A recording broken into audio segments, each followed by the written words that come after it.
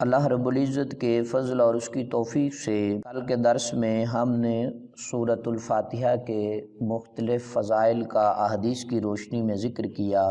سورۃ فاتحہ کے اندر مختلف مضامین ہیں۔ ایک تو اس میں اللہ تعالیٰ کی حمد و ثنا کا بیان ہے، اللہ تبارک و تعالیٰ کے رب ہونے، اس کے رحمان اور رحیم ہونے، مخلوق کے مرنے کے بعد دوبارہ زندہ کیے جانے اور قیامت کے دن ان کے اعمال کی جزا کا ذکر ہے۔ صرف اللہ تبارک و تعالیٰ کے عبادت کا مستحق ہونے اور اس کے حقیقی مددگار ہونے کا تذکرہ بھی سورۃ فاتحہ شریف میں ہے، اور سورۃ فاتحہ میں ہمیں آداب دعا بیان کیے گئے ہیں اور اللہ تعالیٰ سے دین حق اور صراط مستقیم کی طرف ہدایت ملنے اور نیک لوگوں کے حال سے موافقت اور گمراہوں سے اجتناب کی دعا مانگنے کی تعلیم ارشاد فرمائی گئی ہے۔ سورۃ فاتحہ کی ویسے تو بہت ساری تفصیل ہے۔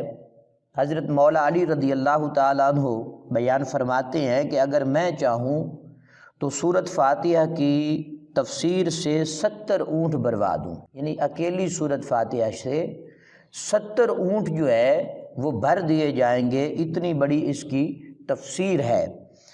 اور امام احمد رضا خان بریلوی رحمۃ اللہ تعالی علیہ نے حضرت مولا علی پاک رضی اللہ تعالیٰ عنہ کے اس فرمان کو نقل کرنے کے بعد فرماتے ہیں کہ ایک اونٹ کے کتنے من جو ہے وہ وزن اٹھاتا ہے، ایک اونٹ پر کتنے من وزن جو ہے وہ لاد دیا جاتا ہے، اور ہر من میں کتنے ہزار جو ہیں وہ اجزاء ہوتے ہیں، ان کا حساب لگایا جائے تو اس حساب سے تقریباً 25 لاکھ جز بنتے ہیں، یعنی 25 لاکھ کتابیں کم از کم ایک اونٹ پر لادی جائیں تو پھر سورۃ فاتحہ کی تفسیر اس حساب سے آپ دیکھیں کہ جس پر کتنے اونٹ جو ہیں وہ اس کی تفسیر سے بھر دیے جائیں گے۔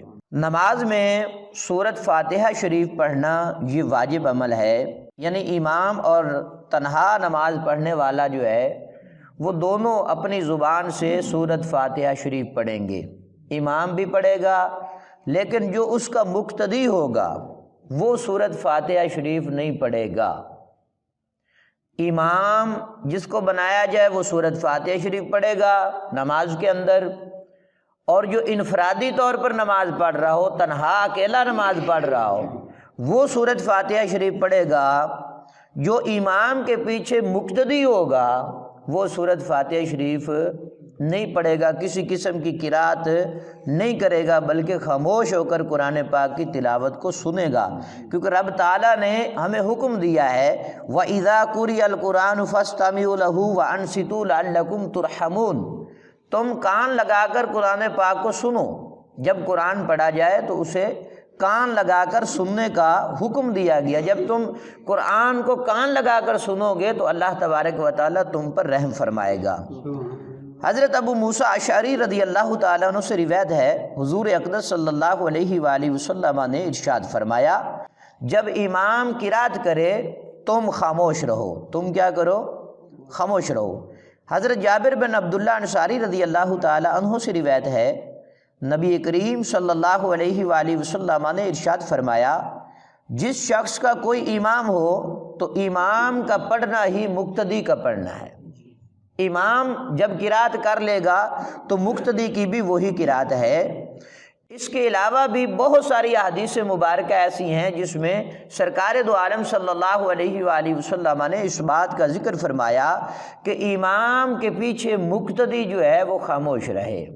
اگر جو کہتا ہے کہ امام کے پیچھے جو ہے مقتدی کو بھی سورۃ فاتحہ پڑھنی چاہیے یا قرات کرنی چاہیے، وہ سرکار دو عالم صلی اللہ علیہ وآلہ وسلم کے فرمان کی بھی مخالفت کر رہا ہے اور اللہ تبارک و تعالیٰ کے فرمان کی بھی مخالفت کر رہا ہے۔ امام فخر الدین رازی رحمۃ اللہ تعالی علیہ نے مدینہ منورہ کے چند علماء اور امام ابو حنیفہ کا ذکر فرمایا کہ امام اعظم ابو حنیفہ رضی اللہ تعالیٰ عنہ کے پاس وہ اس غرض سے آئے کہ وہ امام کے پیچھے مقتدی کے قرات کرنے کے معاملے میں آپ سے مناظرہ کرنا چاہتے تھے۔ امام ابو حنیفہ رضی اللہ تعالیٰ عنہ نے ان سے فرمایا کہ سب سے مناظرہ کرنا میرے لیے ممکن نہیں ہے کہ 20-25 بندے ہوں، ہر ایک سے میں مناظرہ کروں، یہ میرے لیے میں مناظرہ نہیں کر سکوں گا۔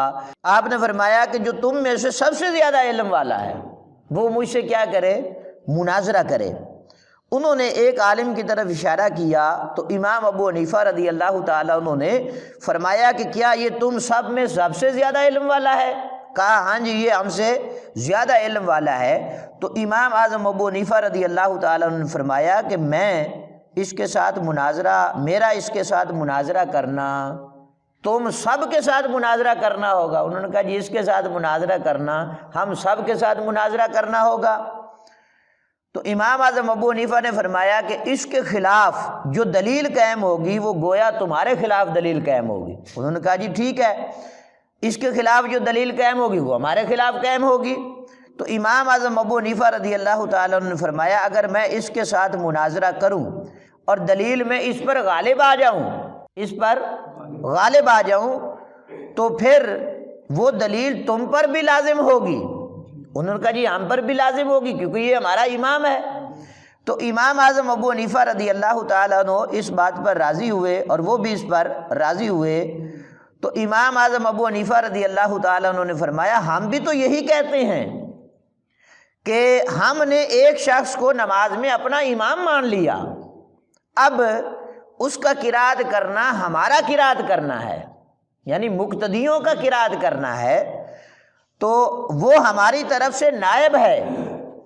اور امام اعظم ابو حنیفہ رضی اللہ تعالیٰ عنہ نے جب یہ عقلی دلیل دی تو وہ سارے کے سارے لوگ جو ہے ان کو سمجھ میں آ گئی اور ان سب نے اس بات کا اقرار کر لیا کہ امام کے پیچھے مقتدی کی جو قرات ہے وہ مقتدی قرات نہیں کرے گا، امام کے پیچھے مقتدی قرات نہیں کرے گا بلکہ امام کی قرات ہی مقتدی کی قرات ہے۔